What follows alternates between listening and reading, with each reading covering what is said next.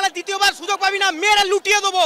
আমাকে পুলিশরা বলছে কারা এভাবে বলেছে, দেখুন অবস্থা কি হয়েছে, দেখুন শিক্ষকদের কিভাবে মারছে দেখুন। আমাদের কোনো অন্যায় নেই, আমাদের কোনো অন্যায় নেই। এটা মানবিক মুখ্যমন্ত্রীর বাংলা, যেখানে পুলিশদেরকে দিনের পর দিন এরকম করে মারতে হয়। দেখুন একবার কি অবস্থা হয়েছে দেখুন। ম্যাডামদের মেরে পায়ে ভেঙে দিয়েছে, আমার হাতে চোট পেয়েছি, আমার বাঁ হাতে চোট থাকে তার উপর চোট পেয়েছি আমি। অবস্থা দেখুন একবার, এটা মানবিক মুখ্যমন্ত্রীর বাংলা। ধিক্কার এই বাংলাকে। পুলিশের মধ্যে যারা ওখানে লাঠি নিয়েছে সেটা দেখুন আপনারা, পুলিশের লাঠি ছাড়া আমাদের গায়ে হাত দিচ্ছে, গুন্ডা বাহিনী বাড়িয়ে মারার জন্য চেষ্টা করছে আমাদের শাসক দল টিএমসি। আমাদের চাকরি খেয়ে নিয়েছে মমতা ব্যানার্জি চুরি করে।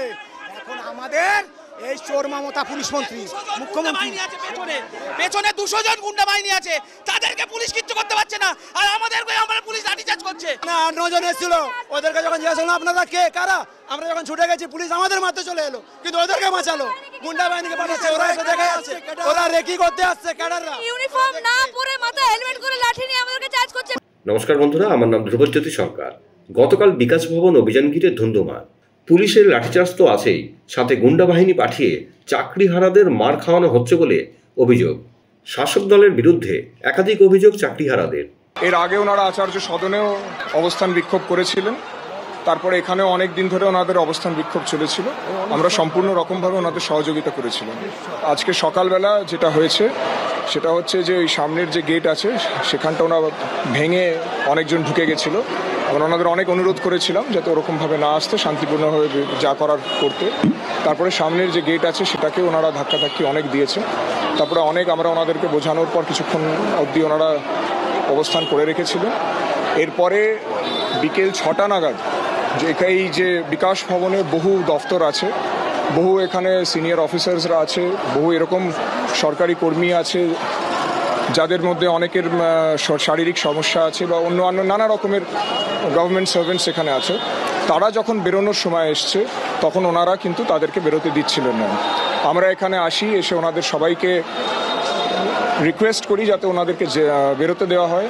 শুধু সেটা নয়, আমরা অ্যানাউন্স করি, এই সব জিনিসই মোটামুটি আপনারা কভারেজও করেছেন, কিন্তু সেটা হওয়া সত্ত্বেও ওনারা কিছুতেই কোনো রকমভাবেই তাদেরকে বেরোতে দিতে চাইছিলেন না। তারা ভীষণ অ্যাডামেন্ট ছিলেন। তখন আমাদেরকে ওদের বার করার জন্যে ওনাদেরকে আমরা সরে যেতে বলি। যখন আমরা ওনাদেরকে বার করার চেষ্টা করি, তারা যাতে বেরিয়ে যায় তার জন্য পথ বানানোর চেষ্টা করি, তখন নানা রকমভাবে ধাক্কাধুক্কি করা হয়। আমরা সেটাকে সরানোর জন্যে, লোকেদের নিয়ে যাওয়ার জন্যে আমাদের সাথে ওনারা ধাক্কাধাক্কি করেন। তারপরে এছাড়া অনেকে এরকম আছে যারা ইট পাটকেল ছোড়েন। আমরা নিজে দেখেছি যে কয়েকজন ওনাদেরও আছে ওই ইটের দ্বারা আহত হয়েছিলেন। আমরা ওনাদেরকে বহুবার রিকোয়েস্ট করেছিলাম, কিন্তু ওনারা না শোনার দরুন আমাদেরকে ধাক্কাধাক্কি করার সত্ত্বেও আমরা আস্তে আস্তে এখান থেকে বিল্ডিং থেকে যারা সরকারি কর্মচারী আছে তাদেরকে বার করতে সক্ষম হয়েছি। এখানে অনেক সিনিয়র অফিসার্স আছেন, এখানে স্যাটের অফিস আছে, ফায়ার ডিপার্টমেন্টের অফিস আছে, বহু অফিস এখানে আছে, বহু সরকারি কর্মচারী ছিল। আপনারা নিজেরা আপনাদের ক্যামেরাতে হয়তো তুলেছেন, বহু পরিমাণে সরকারি কর্মচারীকে এখান থেকে বার করা হয়েছে।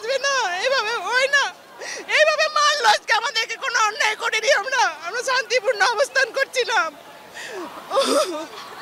আমাদের শিক্ষক মশাইরা মার খেয়েছে, মাস্টার মশাই দেখুন একবার কি রকম অবস্থা।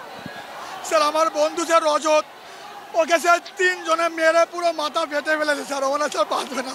কোথাও দেখতে পাচ্ছেন শুধু পুলিশ নামছে, র‍্যাব নামছে। বন্ধুরা, ভিডিওটি ভালো লাগলে দয়া করে লাইক শেয়ার করে দেবেন, আমাদের পেজটা ফলো করে নেবেন, আর আপনার মতামত কমেন্ট করে অবশ্যই জানান। ধন্যবাদ।